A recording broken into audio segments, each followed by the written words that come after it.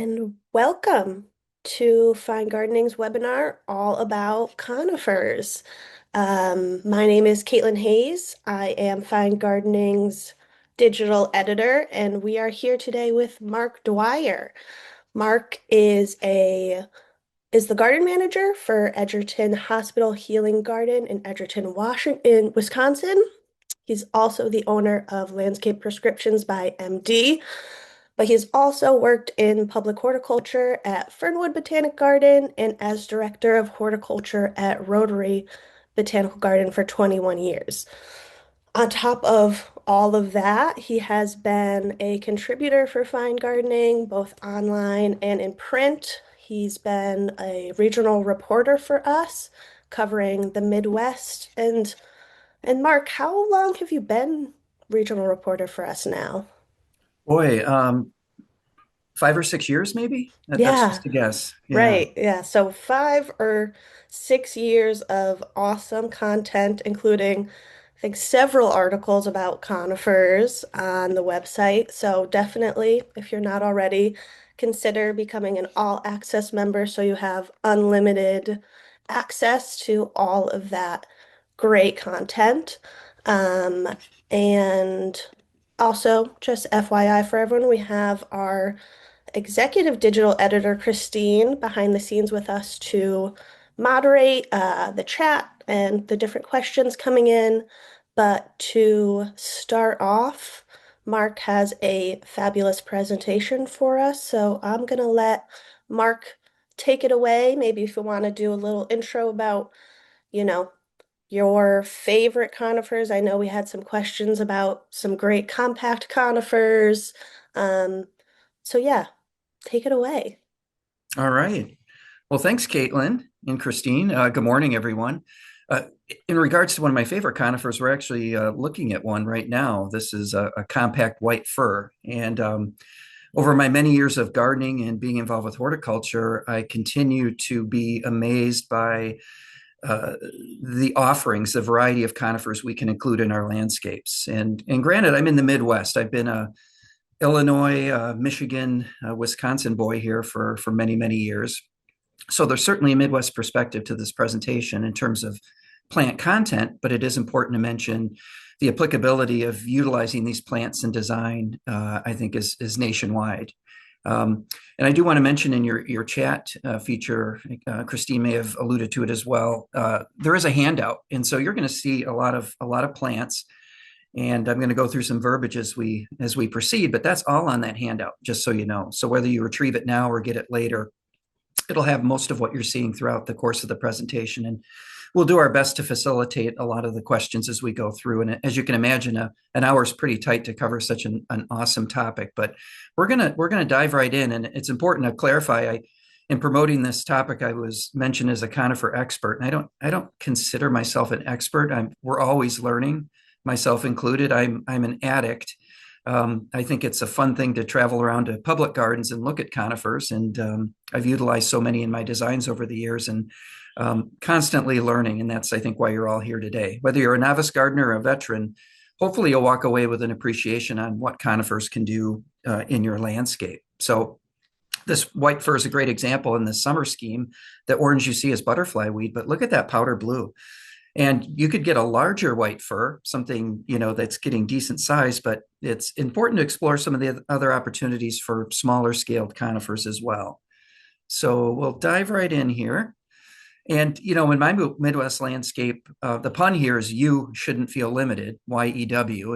And that's not the last of my bad puns, but there's no criticism here. This is fairly common in the Midwest. As a foundation plant, these yews have been meticulously sheared for 30 years and twice a year. And this is a lot of what we see, again, as foundation interest. And yes, it's offering color, it's offering texture, scale, but we're going to look at a lot of other opportunities for including conifers throughout the landscape, not just as placeholders, or they're termed the bones of the garden a lot, which is true, but they should be compositional elements as well.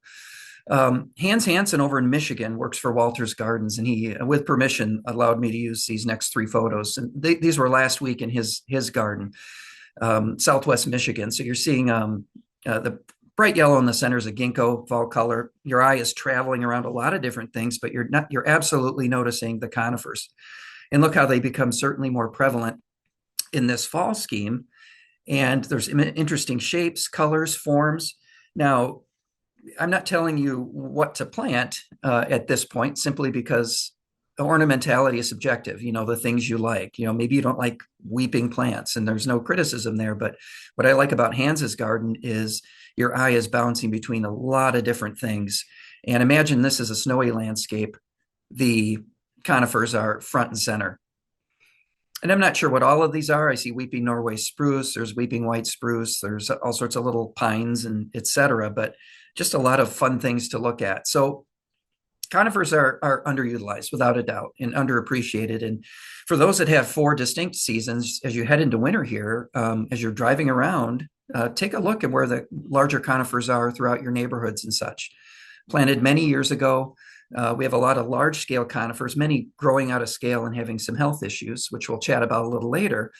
But again, there's a wide range of different forms, sizes, colors, textures. And so my second point here is they shouldn't just be winter interest. They absolutely should, but they need to be contributors throughout the season as well. They can be functional in terms of screening, as an example, but also should be beautiful and impactful. So we'll talk a little bit about considering proper siting of conifers. This goes back to any plant you put in the ground, and I'm jumping ahead a little and perhaps preaching to the choir, but it's vital to know what that plant needs from you in terms of soils, drainage, sun exposure, what sort of watering can you provide? And I think all too often we do what's called plunk and run. We come home with plants and then we're like, well, where does this go? So we want a little more research, particularly with conifers, on where to place them. Here's another white fir called blue cloak, and that's 365 days a year of that. And you can't beat that color of blue. So the brief definition of conifer, it's on your slide list again. You can do more research on this. They're very primitive plant. They bear seeds in cones. Some are modified cones, which we'll talk about in the case of yews. And we all know they have needle-like or scale-like leaves. Now, the evergreen and deciduous is important to mention because not all conifers are evergreen, and not all evergreens are conifers. And what I mean by that are there are conifers that are deciduous. They lose their needles, and we'll see some examples very shortly.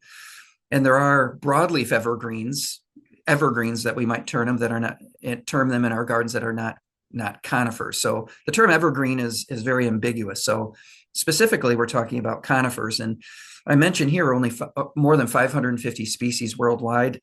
There's now, the update on that is about 630. So there's a lot to choose from. And of course, we have to consider hardiness and the siting. But I'm blessed in the Midwest to be able to grow a wide range of conifers in my area.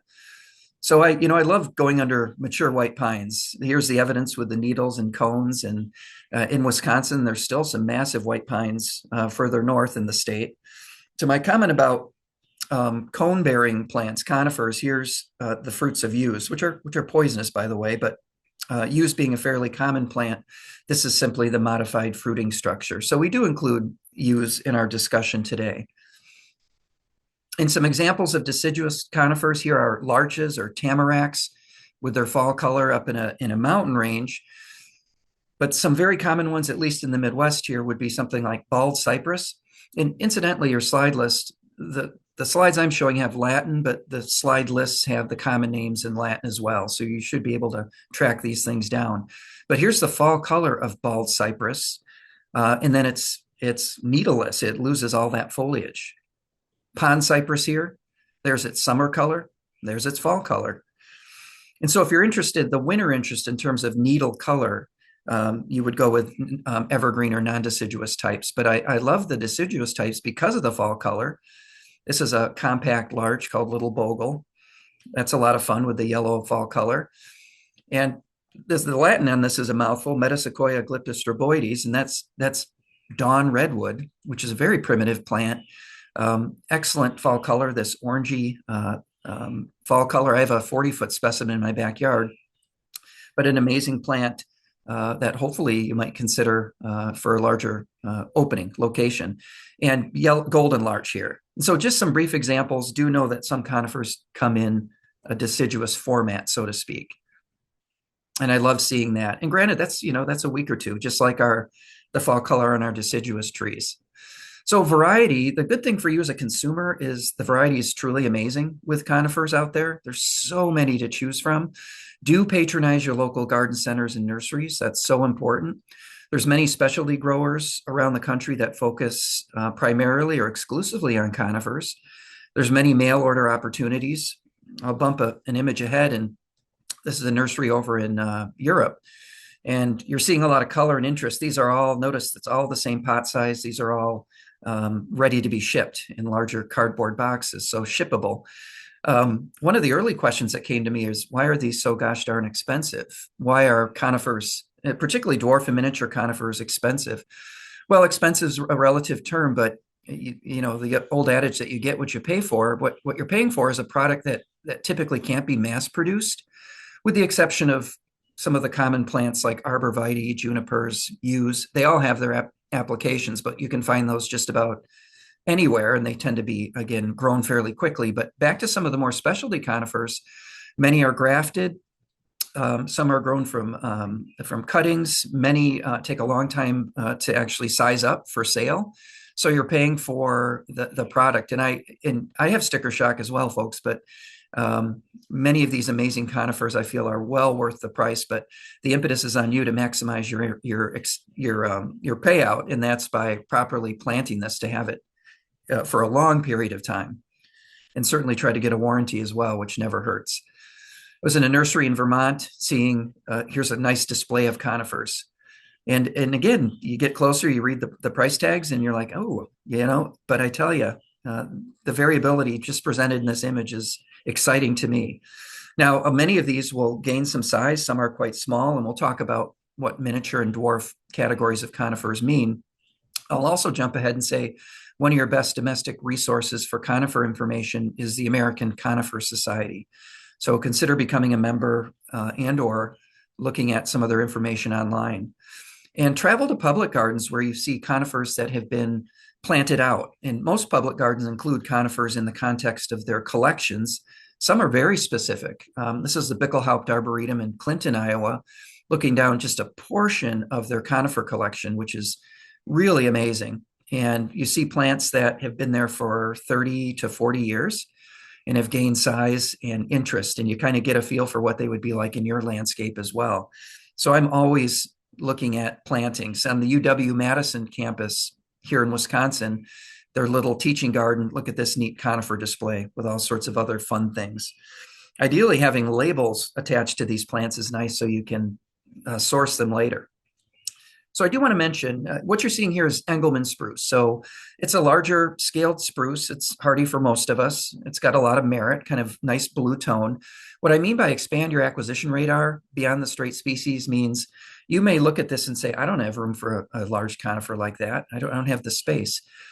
The developments in procuring, growing, selling, and providing different varietal selections of Engelmann spruce, as an example, are amazing. So just about every species of conifer has some sort of varietal selection that's weeping or compact or upright. So again, there's additional forms where you can get much of the ornamental interest, but maybe in a more compact framework. So my third point here, don't neglect scouring resources for those. So I want to use this as an example. Hey, in my house, I don't have room for this large one, but I wouldn't mind Bush's lace.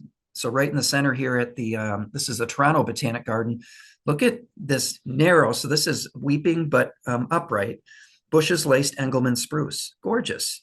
So a smaller silhouette. Maybe I'd like the compact form. And incidentally, these conifers never truly stop growing. So many times this is a little hint when you see a size listing that's typically given at 10 years maturity. Like Compacta, when this was purchased, they probably said this will get 5 by 5. They never stop growing. It's granted it's very slow, but keep in mind that incremental growth over many, many years does continue. But back to Engelmann spruce. Maybe I just have a little corner spot in my front yard where I put jasper. So a compact form, likely what was termed a witch's broom, a mutation found in a Engelmann spruce and gathered and propagated. There's a lot more to it. I'm not an expert on propagating conifers, but there's a lot of folks that continue to look for fun things like this. And just another brief example, white pine, which is likely hardy for many of our attendees today. Here's a massive one in northern Wisconsin, but I don't have the room for that at home either. Maybe I go with this little bun-shaped sea urchin. Or look at mini twist here with contorted needles. On the side of my house, I have a contorted white pine, taller than this, but also with the curved needles. Or maybe I like an upright variety. So to my point earlier, explore the wide range. Now, can you go to your area garden center and say, I'll take 3 Stowe's pillar white pine? Likely not. So the sourcing becomes a little more challenging because, again, to the comment about availability and pricing, these aren't necessarily mass produced quickly and sometimes aren't available in mass. But think about how these plants will continue to fill the landscape. And this is a weeping white pine. So we're still on white pine here. This is at the Bickelhaupt Arboretum in Iowa. And if I had this in my front yard, every neighborhood kid would be under this. This would be the hangout or the fort. So an acquired taste. I know there's people that look at this and say, no, thank you. Imagine this holding snow in the winter.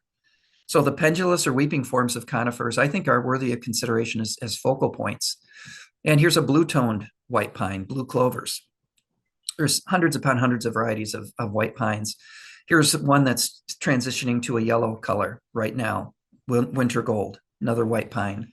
So some design tips, I've alluded to some of this. I continue to kind of go back and reinforce some of the comments I've made previously, but they should be bones of the garden, certainly your winter garden as well. They can establish that framework, but don't just include them for winter interests. You can examine lapses in the interest and determine a conifer is appropriate there, but what are the buddies that conifer is hanging out with during the growing season, and how is that contributing? This image on the left, that blue Chamaecyparis on the right, is paired really nicely with that golden Oconee grass. So there's 2 friends that are hanging out, and in the winter landscape, the conifer takes over, but ultimately we have a long period of interest with these multiple plants together. So that compositional potential is vast. The reverse expectations is what I mentioned earlier, and that's in buying a conifer, your expectation is longevity, that's going to do well, low maintenance, it's going to provide interest, all these things we want this conifer to do for us. That conifer has an expectation of you, and that's, you know what you're doing with proper siting, the soils it likes. So providing a good habitat, a good setting in your landscape for it to thrive. So that actually reverse expectation applies to any plant we put in our gardens. So I took this photo last week. Granted, I was driving at about 40 miles an hour, but I've observed this house for years. And this is a 45-mile-an-hour road here. And this person's probably like, I don't want to rake leaves. So there's some slight criticism here because there's nothing going on here. No screen from the road. So this has a lot of potential. And conifers to me would be a big part of this for functionality, more screening.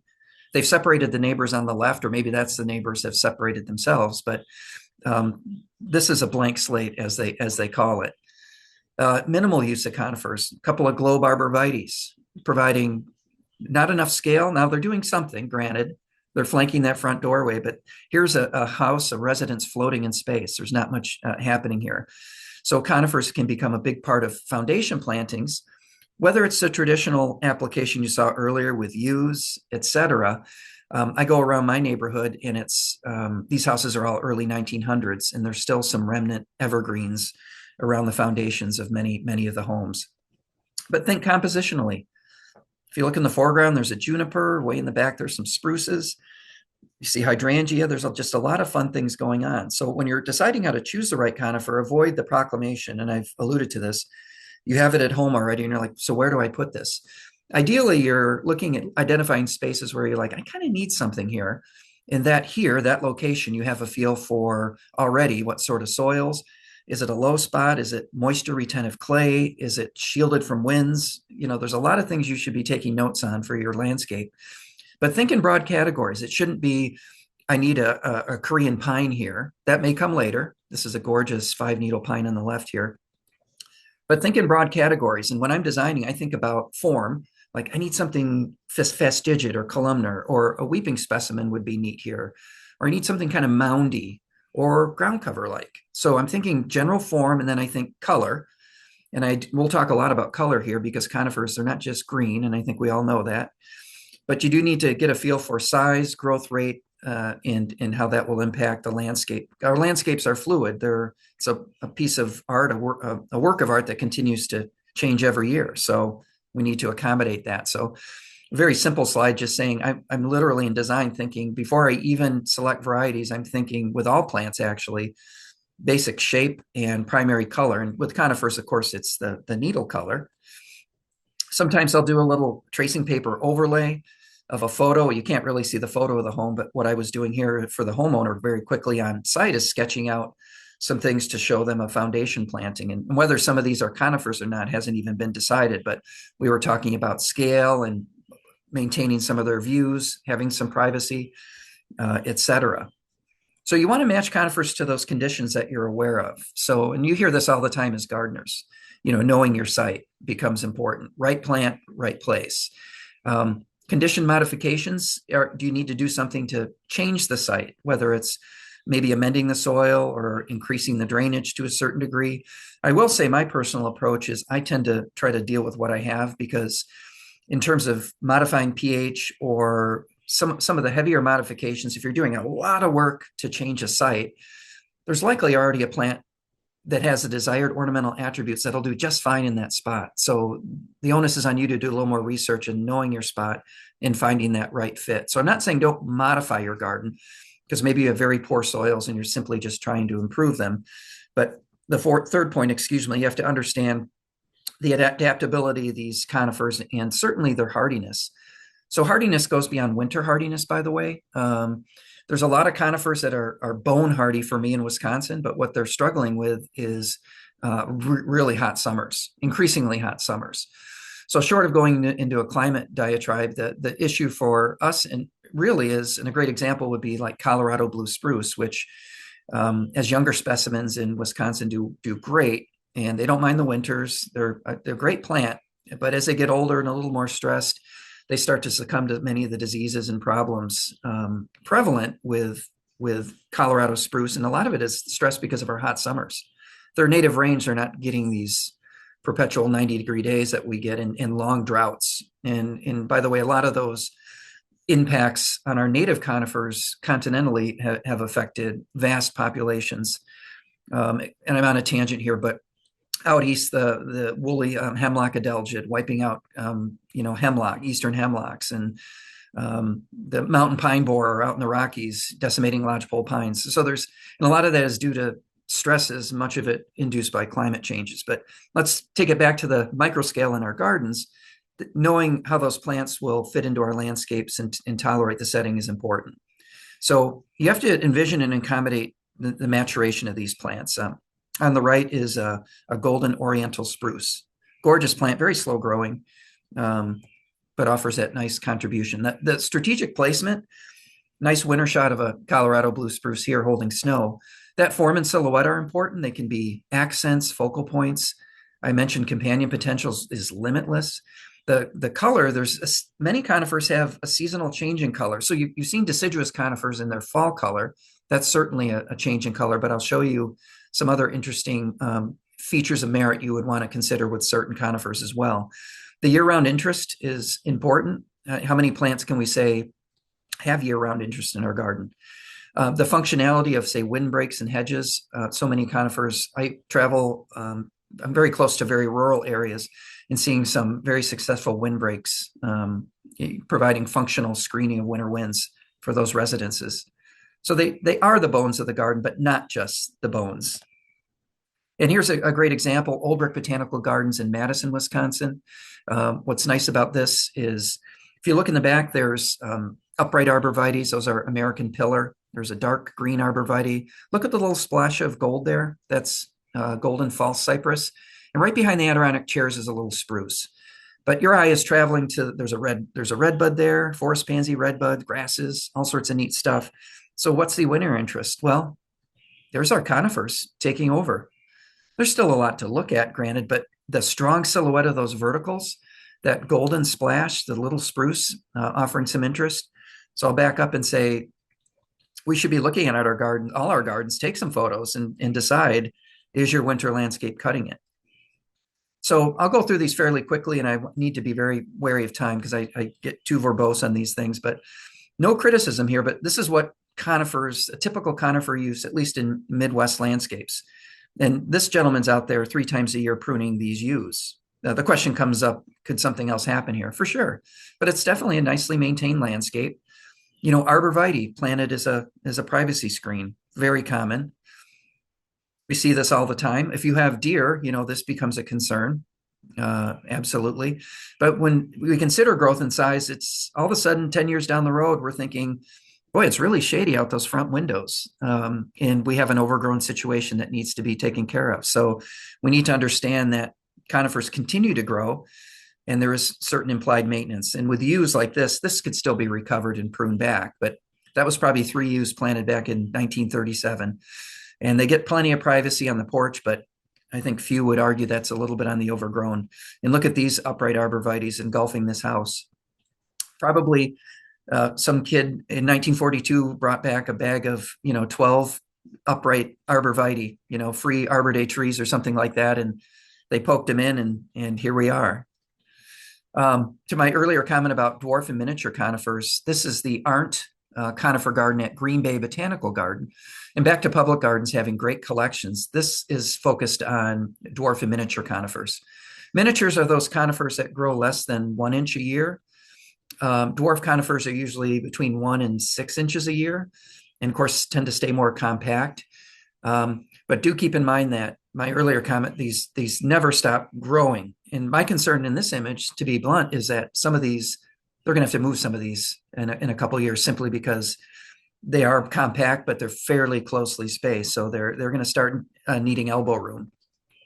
Our challenges with conifers, 20 years ago, I would say spruce wouldn't be eaten by deer, but in our landscape, deer are eating everything, spruce, juniper, Chamaecyparis.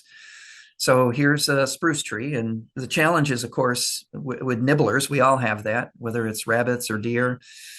Snow loads on evergreens. Here's a multi-stemmed arborvitae that's arcing.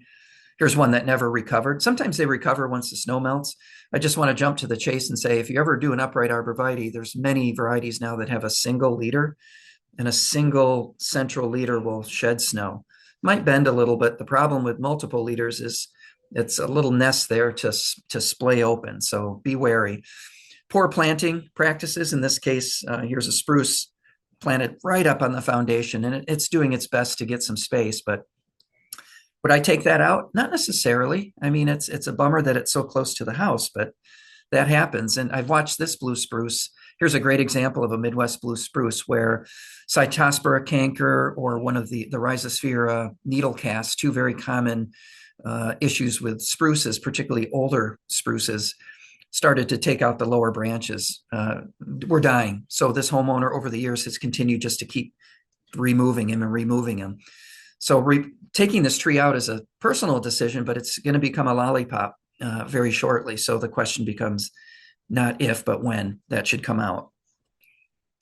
And a great use of conifers, your eye is looking at a Frank Lloyd Wright style house with a lot of long horizontal lines, notice mimicked by the rockwork, but tucked into the rockwork there, if you look from left to right, there's a weeping larch, there's a little blue spruce there. On the far right, lower right, there's a weeping Canadian hemlock. And all these different layers, the conifers are offering interest, and they're role players in the summer scene, and they're also primary components in the winter scene. So briefly on color, when you're going to your area garden centers and nurseries, you'll see color. You'll see a blue spruce here on the right versus a golden Chamaecyparis. And I love the variability. You've already seen blue cloak white fir, which I'm a huge fan of firs in general. But some of the Colorado spruces, bison blue, look how blue that is. Here at the Chicago Botanic Garden. A white pine, Gerard's blue, with a more hint of blue in the needles.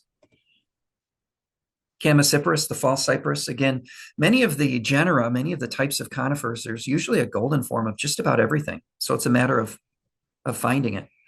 And look at this winter shot of a sun gold false cypress. Some folks feel sometimes yellow can read as sickly in the landscape. I don't think this reads as sickly at all.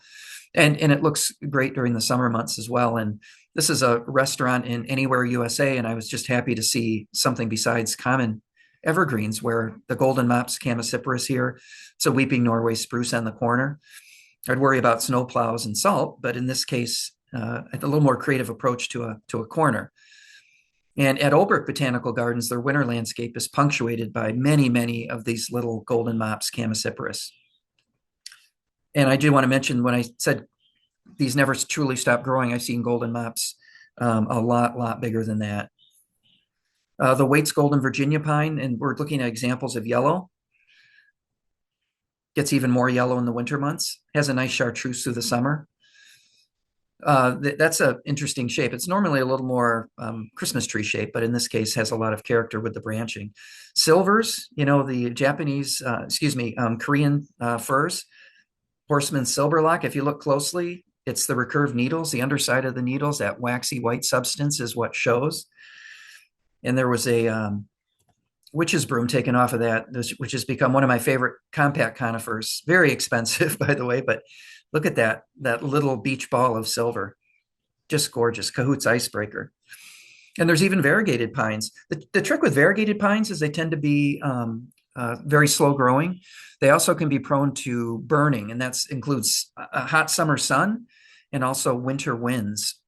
We had an earlier question about golden conifers, and are there any that are resistant to burning? Well, again, the clarification is what sort of burning, but going into winter months, if you're in an area where the ground freezes, you want to make sure your conifers are well watered into winter. That helps decrease the incidences of winter burn. But I've put up burlap screens for some wind protection. There's substances like anti-desiccants. There's a lot of things that you can include to try to mitigate some of those issues. But the other thing is putting them in sheltered locations. And for golden conifers, having some degree of afternoon shade in the summer months is pretty important. But look at that Burke's red variegated. That's a Japanese red pine. Unbelievable. And sometimes the bark is of interest. Here's lace bark pine.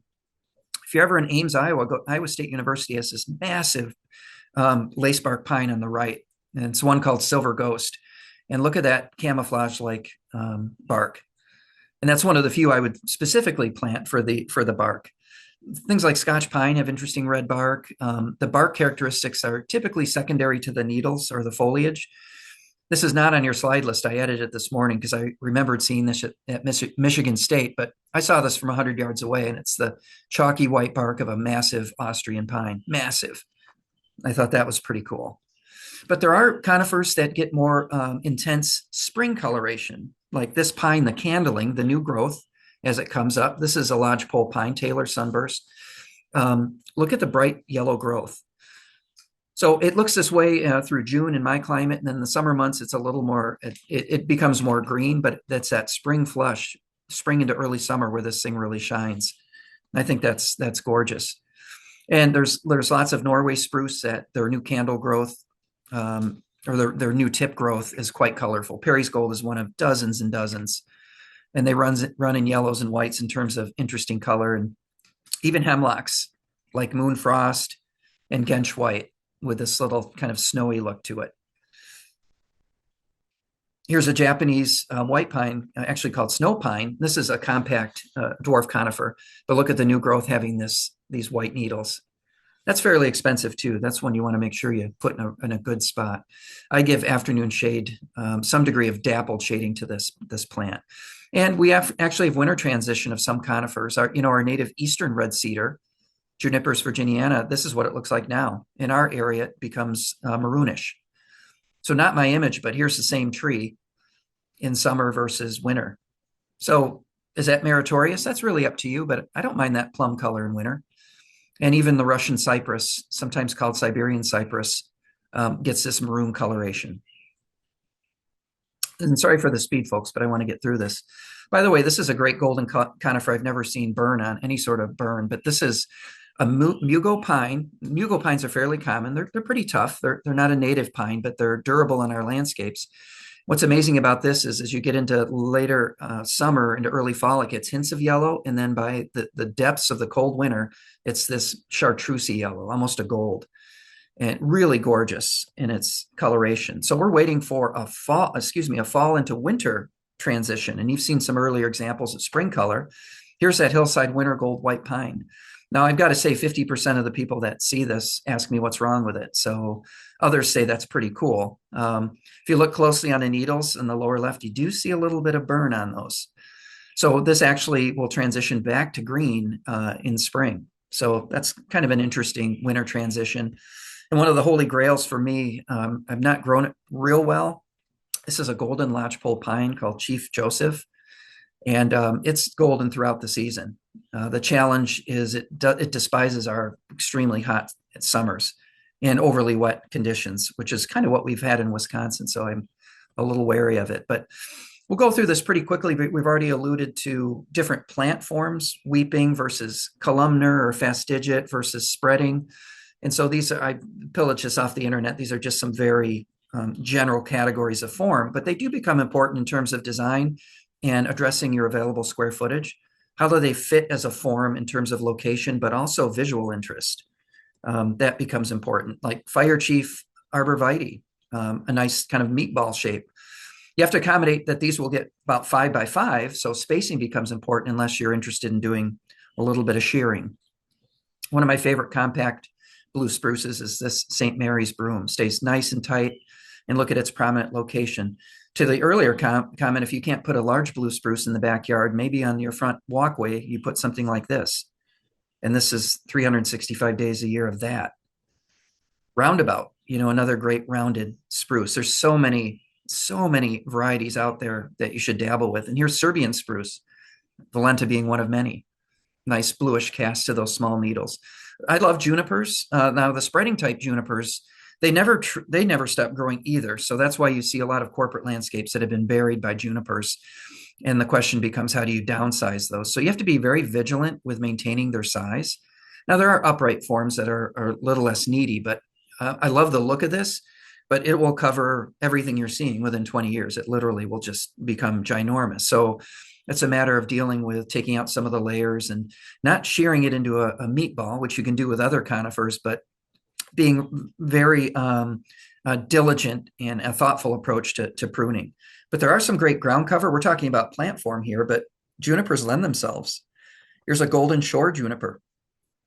There's probably 5 or 6 in there, creating a ground cover. And so I love these in the landscape. You have to be wary. A lot of people put them right along pavement, and the problem is that they just keep wanting to cross that sidewalk or cross that curb. So put the ground cover junipers in areas where you want to dictate their spread. And this mother lode juniper I love for that. Very low to the ground. It excludes a lot of weeds. I mean, it really is a nice solid ground cover. And the old Wiltonii, this juniper just planted along the edge of this incline or decline. Look what it's doing with its arcing form here, softening that. Here's our native juniper. Taylor's the best upright form. And so when you want an exclamation point in the landscape, there you go. That's a focal point. Missouri Botanic Garden, there's a double row of these in one of their gardens, quite striking. Also gets that plum color, by the way, in winter. And there's that American pillar arborvitae we saw earlier. So arborvitae they really are a dime or a dozen. I mean, they're affordable again because they can be produced fairly quickly. But the newer varieties are a lot more exciting for growth rate, also for the single leader approach. There's now in our area a wide variety of Western arborvitaes that are being offered. 15 years ago, they were touted as deer proof or deer resistant. That's not true at all. So when deer enter the equation, there's a lot more to consider in terms of selection and exclusion, keeping them away, whether it's physical barriers or repellents, or again, picking things that they hopefully won't nibble, but their expanding palette is very concerning. But here's a form, here's upright, narrow, but yet weeping. So pendulous, upright pendulous, and this is a weeping white spruce. I manage a healing garden at a local hospital. And if you look at this little kind of a walking maze, this shot was maybe 3 weeks ago. In the off right there's the same plant. That's the weeping white spruce, which is a nice placeholder in that garden, offering scale to a relatively flat space. And Serbian spruce, Pendula bruns, no two are the same. So this is an acquired taste. And I like them in groupings. Imagine, at night walking by these for the first time, you might get a little nervous because it's like, what the heck are those? But very interesting. And even giant sequoias here at the New York Botanic Garden. Pendulous, very narrow. I certainly can't grow those, but I kind of like the goofy forms. And granted, they can be a little more expensive, but they really scream for being focal points. Here's a Chamaecyparis. This is weeping Alaskan cedar. The botany on it has changed to Xanthocyparis and now Cupressus. And the Latin shouldn't matter to any of you. The fact is, you can still find it as a weeping Alaskan cedar. We had an earlier question about shade tolerant upright conifers. And this is one. And there's a variety called Vanden Acker, which is even narrower, also green arrow. And so this is in part shade and is doing quite well. The challenge, of course, is the shade and making sure you have the decent soils for it. Michigan State University, I've watched these for 20 years. I watched them from 12 footers now to 30 footers. It's the same plant, weeping Alaskan cedar. I'd be a little bummed if my office window was right behind them because this is the trial garden, so the view is being blocked. But look at the texture there. That's just gorgeous. I'll be curious to see how big they get. And here's a weeping deciduous conifer, European larch with its color. Weeping bald cypress, another deciduous conifer. Duke Gardens in North Carolina, great garden. Brooklyn Botanic Garden, here's a weeping red pine, Japanese red pine. And I'm sure they've done some pruning and thinning on this because they can be fairly congested. But the comment here is this is textbook beautiful, revealing some of the stems and the needlework. This is like literally a living waterfall. I'm very striking. Weeping Canadian hemlocks. Again, you're looking at these maybe going, You have to consider then when they fill space, they're not gaining height as quickly as they're typically gaining some width. So you have to accommodate the elbow room, so to speak. And another weeping hemlock. Look where it's placed on top of that retaining wall coming down. Really cool. And there's that weeping white pine again. So I'm going to pick up the pace again, folks. So I see a lot of questions rolling in, which will facilitate what we can. Frederick Meyer Gardens in Grand Rapids. I guarantee they bought this as a large specimen, but the positioning here is so folks entering the visitor center can go right under it. That's pretty neat. Weeping Blue Atlas Cedar. I cannot grow this in my climate, but look at its contribution. Gorgeous. So we're looking at pendulous or weeping. They've trained a beautiful one at Duke Gardens. Look what they've done is they've guided it along the facade, the arbor, and to the right, the facade of the building. That's one plant, by the way. Pretty neat. So contrived forms, we all know we can shear things. We can shear use. This flying saucer is well maintained. There's no doubt about it. And that's where they lend themselves to certainly quick screening. We do have to be concerned about deer, of course, deer damage and other critters.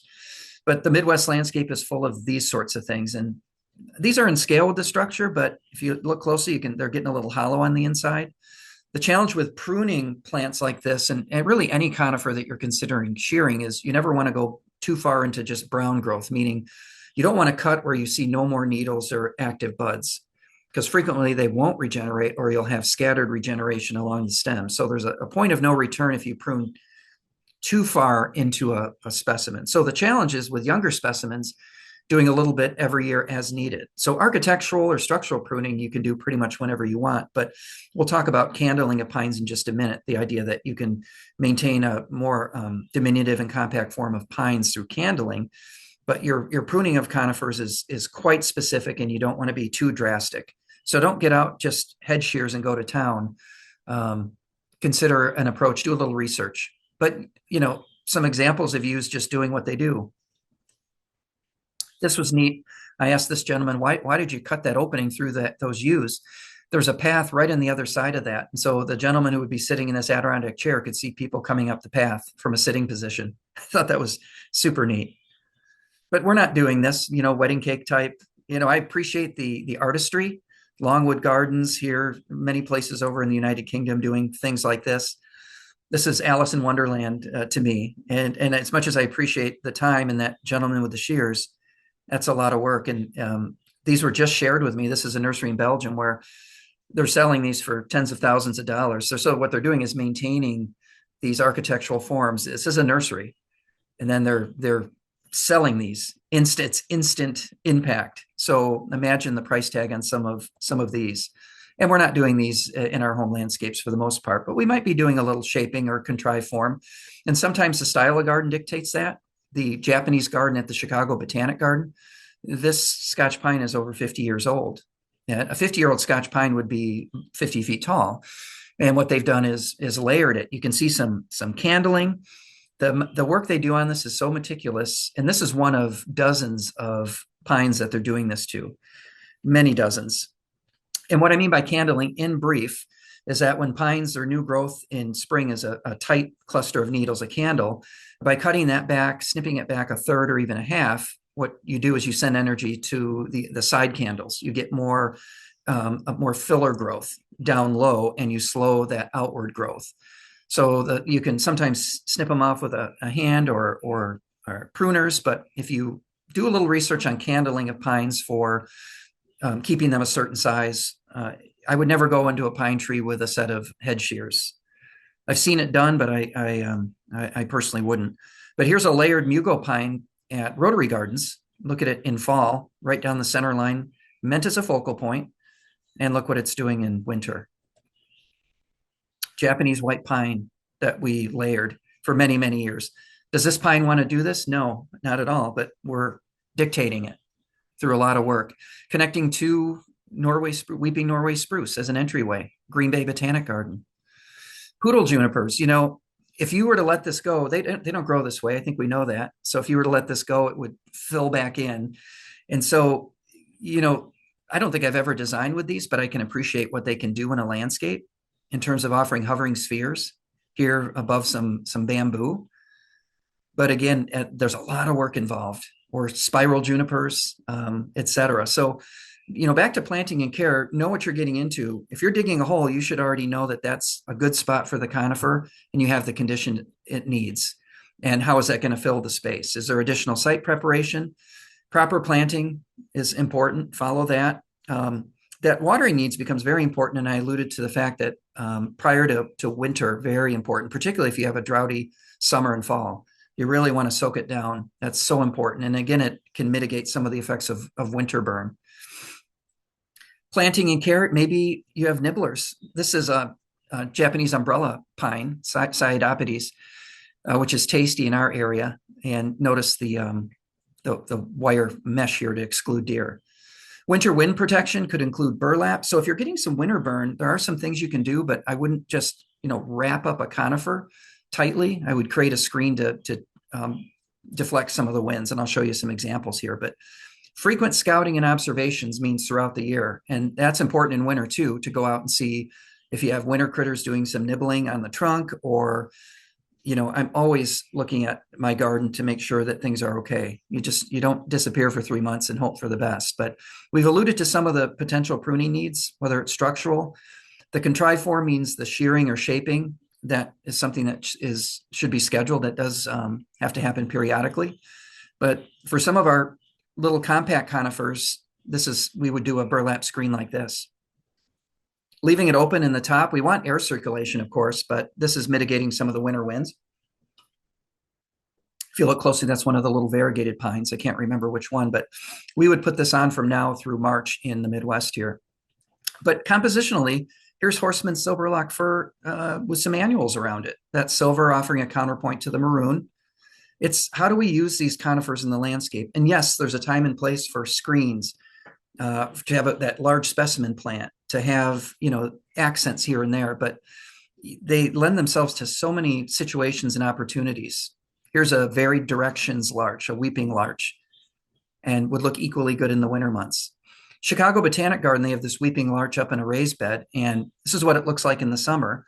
This is in their healing garden, their Buehler enabling garden. I guarantee everyone walks by and kind of touches the texture of this. If they're walking by today, they're seeing that. And that's still pretty neat. So again, here's a framed view at Chanticleer, a beautiful garden in Wayne, Pennsylvania. Look closely. There's a series of 2 weeping Norway spruce. And they have a personality here. They're just sort of kind of humped over, kind of shrugging there.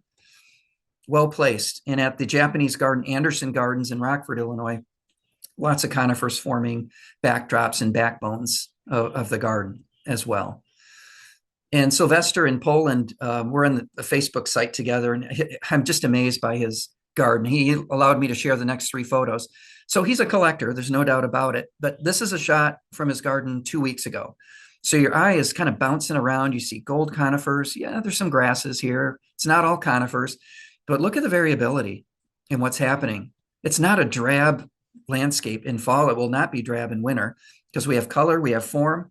And again, the sheer volume of what's out there for us as consumers and gardeners is unbelievable. I don't think this is a real high maintenance garden either, to be honest. He's got just a lot of neat things. Are there inevitable relocations? Probably, but just amazing. Love that. So additional resources as we finish up and head to questions. I mentioned the American Conifer Society, great resources, great organization to grow, to join, excuse me. Go to your public gardens, support them, and see what they're doing with conifers as well. They'll give you some great ideas, and then you can jot down some names and see what some more mature conifers look like in the landscape. My favorite gardening book is listed there. That's on your slide list. Of course, Fine Gardening Magazine is our premier source. Wonderful magazine. I'm not just saying that because of today. They're awesome. The image there is a golden dawn redwood, by the way. Pretty neat. And so I'm heading into this in Wisconsin. Not yet, but there's my Canadian hemlock on the side of my house. I love the winter landscape, but I hope as you head into your fourth season of interest here, you consider your value of conifers in your landscape, the opportunities you might have, and what you can do with the full potential and range of conifers. And there's my email. It's not on your slide list. Feel free to jot it down.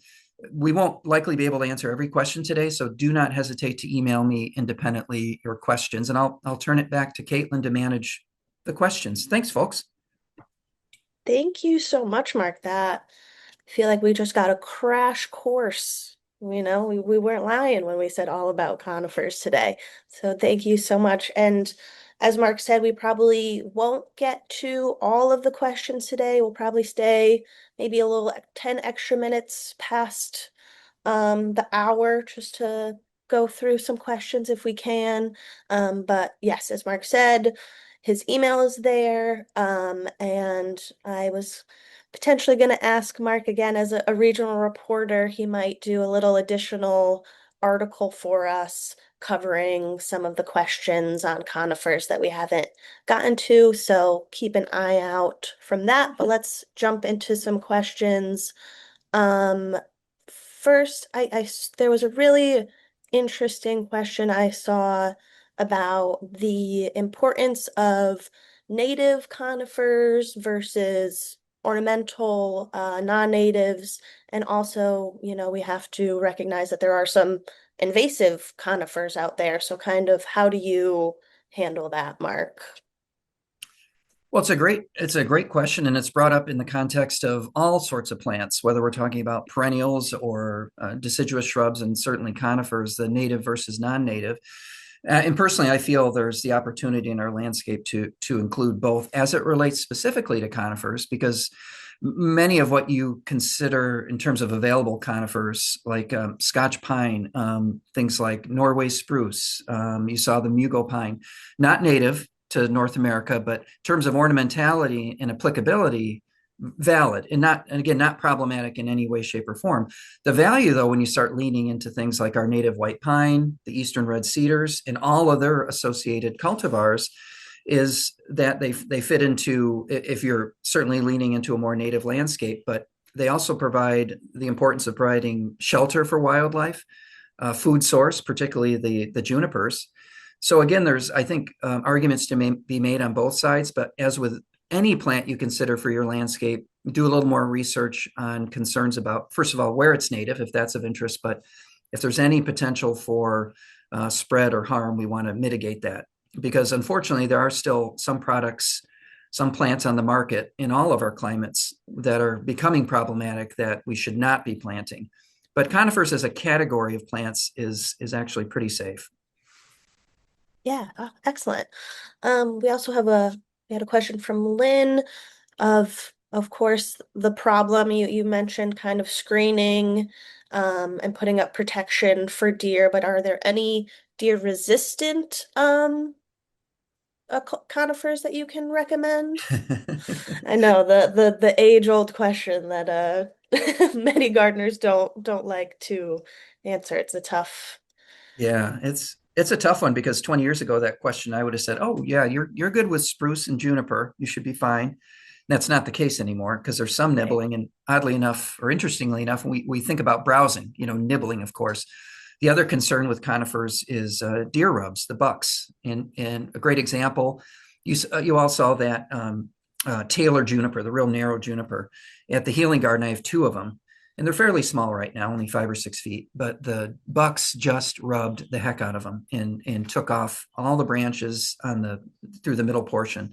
I'm Mhm. not sure they'll regenerate, but back to the browsing. What Chamaecyparis are still fairly resistant. I alluded to the fact that Western arborvitae um, were touted as resistant, and that was in the Midwest because our deer weren't used to it. Now they are.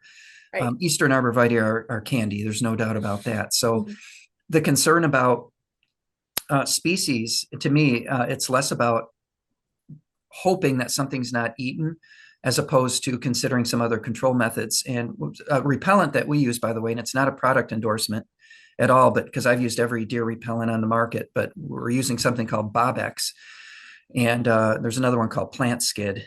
So we alternate between Plant Skid and Bobex on any of our tasty plants. Should have done it on those junipers. And that's excluded rabbits and deer season throughout the season. Periodic applications, but again, plant skid and Bovex. So consider repellents along with your selection. But deer are their palate is changing.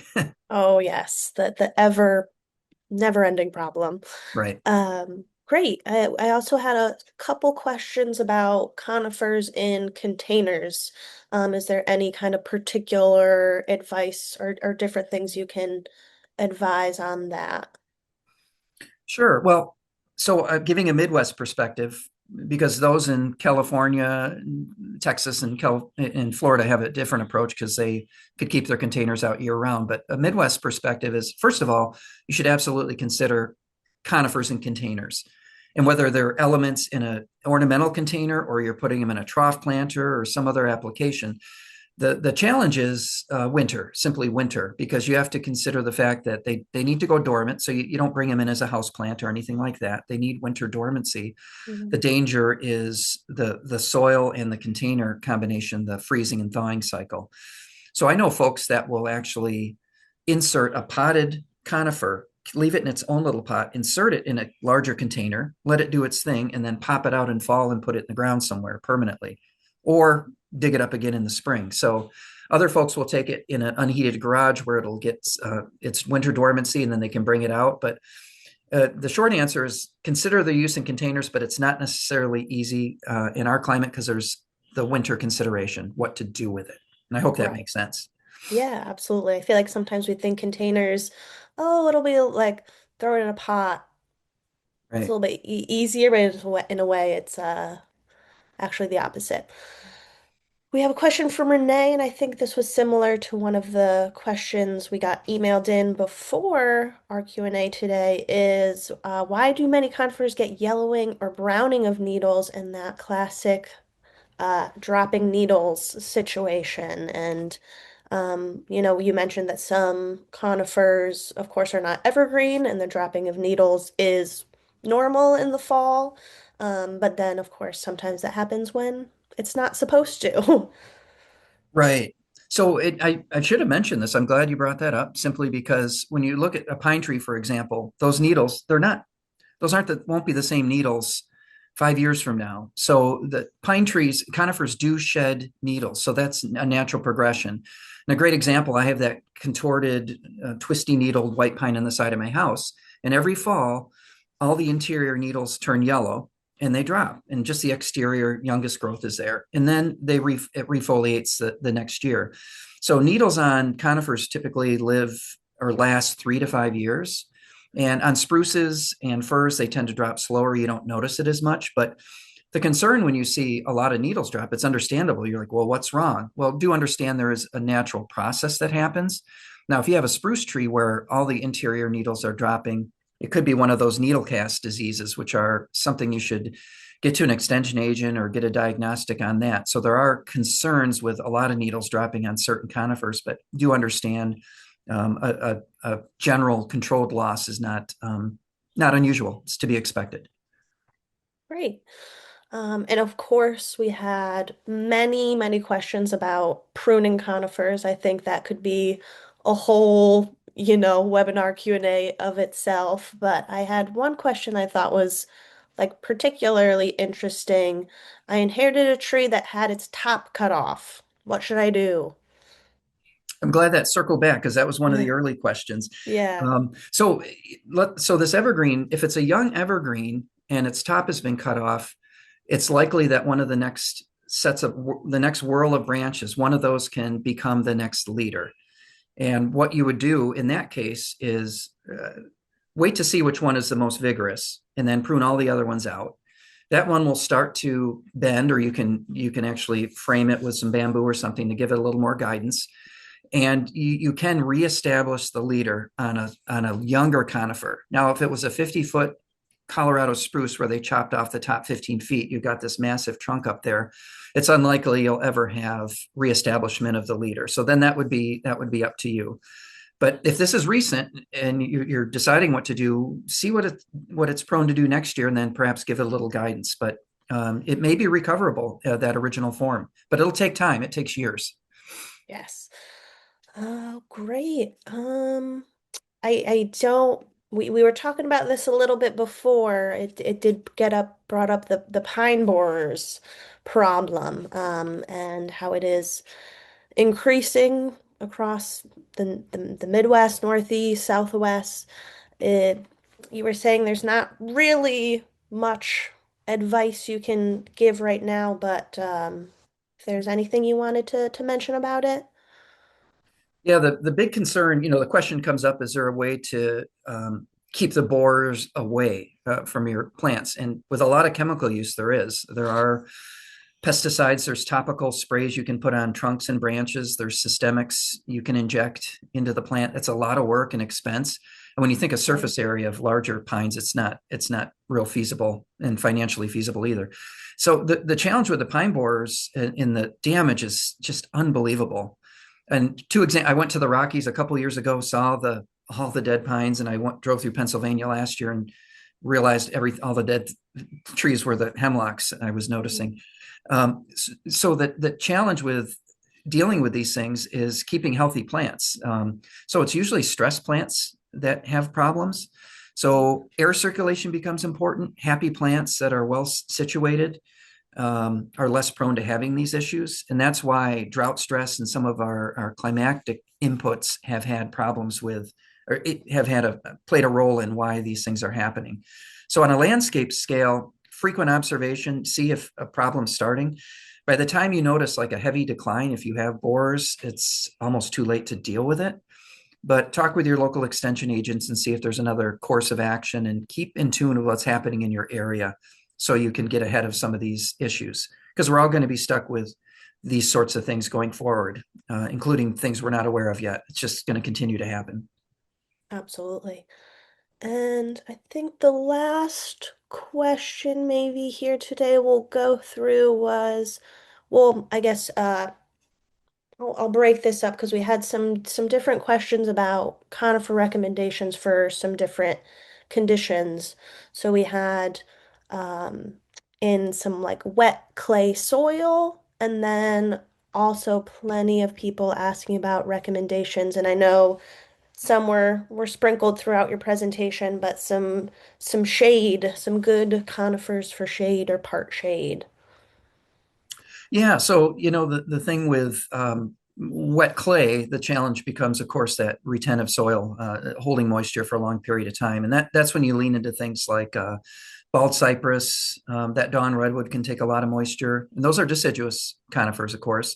Black spruce is something that takes a lot of moisture. The larches are all fit into being appropriate.